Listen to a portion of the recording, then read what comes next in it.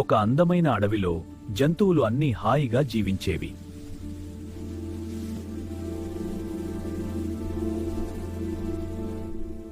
ఒకరోజు సింహం వచ్చి వాటిని వేటాడింది.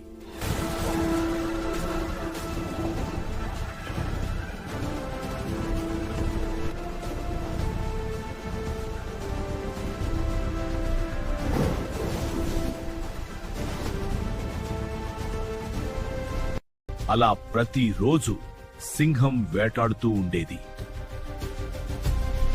జంతువులన్నీ ఒకచోట చేరి సింహం ఇలా వేటాడితే మనం కొద్ది రోజుల్లోనే అందరం చనిపోతామనుకున్నారు. ఇలా అయితే మనం అందరం కొన్ని రోజుల్లోనే చనిపోతాం. సింహం దగ్గరకు వెళ్లి రోజు ఒకరం వస్తామని ఒక ఒప్పందం కుదుర్చుకుందాం. సింహం దగ్గరకు వెళ్దాం పదండి. సింహము రాజా, నువ్వు ప్రతిరోజు వేటాడవద్దు. మేమే రోజు ఒకరు నీకు ఆహారంగా వస్తాం. అలా అయితే నాకు కూడా ఓకే. అలా ఒప్పందం కుదుర్చుకున్న జంతువులు మొదటి రోజు జింకను ఆహారంగా పంపాయి. రెండో రోజు సింహానికి ఆహారంగా దుప్పి వెళుతుంది.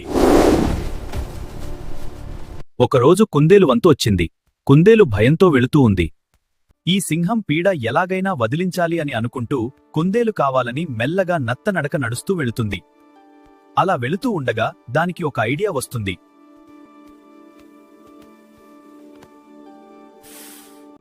ఇక్కడికి సింహాన్ని తోలుకు వచ్చి ఈ బావిలో ఇంకో సింహం ఉంది అని నమ్మించి సింహాన్ని ఈ బావిలో పడే విధంగా చేస్తా. కుందేలు అలా అనుకుని అక్కడి నుండి సింహం దగ్గరకు బయలుదేరుతుంది. ఏమి కుందేలు, నేనంటే భయం లేదా? ఇంత ఆలస్యంగా వచ్చావు, ఎందుకు ఆలస్యం చేశావు చెప్పు. ఆలస్యం అయినందుకు నన్ను క్షమించు మహారాజా. నేను వచ్చే దారిలో ఇంకొక సింహం ఎదురైంది. అది నన్ను అడ్డుకుంది. నేను నిన్ను తింటానని అన్నది. నేను సింహం రాజుకి ఆహారంగా వెళ్తున్నానని చెప్పినా అడ్డు తప్పుకోలేదు. ఎవరు ఆ సింహం ఎరవి నేను ఒక్కడినే రాజు అని అన్నది. మీ రాజుకు ధైర్యం ఉంటే నాతో పోటీపడి గెలువమన్నది మహారాజా. ఏంటి, నేనున్న అడవిలో ఇంకో సింహం ఉందా? నాకోసం వస్తున్న ఆహారాన్ని తినాలని చూసిందా? ఆ పనికి మాలిన సింహం ఎక్కడ ఉందో నాకు చూపించు. ఏంటి ఇంకా ఇక్కడే ఉన్నావు? త్వరగా ఆ సింహం ఎక్కడ ఉందో చూపించు. నాతో పాటు రండి మహారాజా. నేను ఆ సింహం ఉన్న చోటికి తీసుకుపోతాను. కుందేలు సింహాన్ని బావి దగ్గరకు తీసుకువస్తుంది. ఏ కుందేలు, సింహాన్ని చూపిస్తానని బావి దగ్గరకు తీసుకొచ్చావేంటి? ఆగండి మహారాజా, ఆ సింహం ఈ బావిలోనే ఉంది. కావాలంటే చూడండి. అవును, ఇంకో సింహం ఉంది. ఒరే ఎవడ్రా నువ్వు, నేనున్న అడవిలోకే వస్తావా? ఎంత ధైర్యం నీకు? సింహము బావిలో నుండి పైకి రాలేక చనిపోతుంది.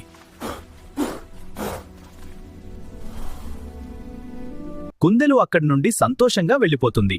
ఈ కథలో నీతి ఏమిటి అంటే, తెలివితో ఆలోచిస్తే ఎటువంటి ప్రమాదాన్ని అయినా ఎదుర్కోవచ్చు, సులభంగా సాల్వ్ చేయొచ్చు.